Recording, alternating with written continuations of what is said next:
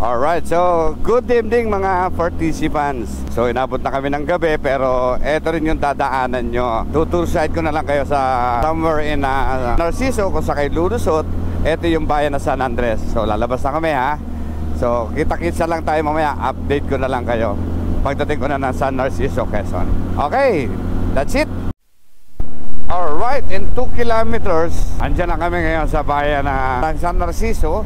In 2 kilometers nandiyan kami sa rotonda ng San Narciso at gawin kami ng Abuyong.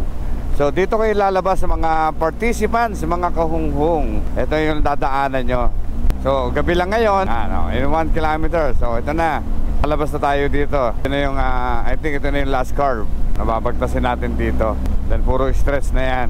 Alright, so ito na yung San Narciso, Quezon. Alright, so ito na yung rotonda. Dito tayo lalabas. Kakaliwa kayo rito. Yan. Alright. So dito tayo lulusot sa part na to. Ito yung Abuyong. Huwag lang ako makalampas ha, pero dito lang yon.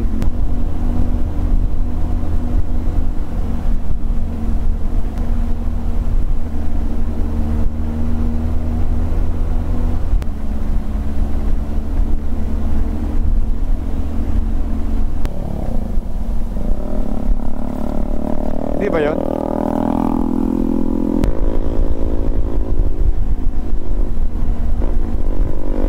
Alright, so maraming ginagawa dito sa San Narciso, mga participants. Doble ingat kayo.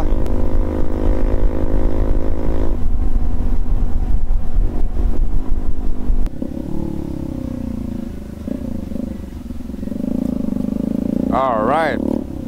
So participants, dito kayo papasok sa Abuyong National High School. Ito yung way to Lopez. Ito yung Buena Vista Lopez Road. Okay? Ito yung dadaanan nyo. Alright, so nandito na kami ngayon sa somewhere in Lopez, Quezon. Yan, so dito rin kayo lalabas mga kahungong. Kaya lang gabi na ha, pero ito yan, ito yung diversion. Oh.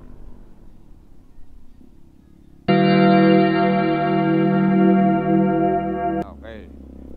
Pero kayo, kakaliwa na kayo dun. Kami lang may pupuntahan pa rito.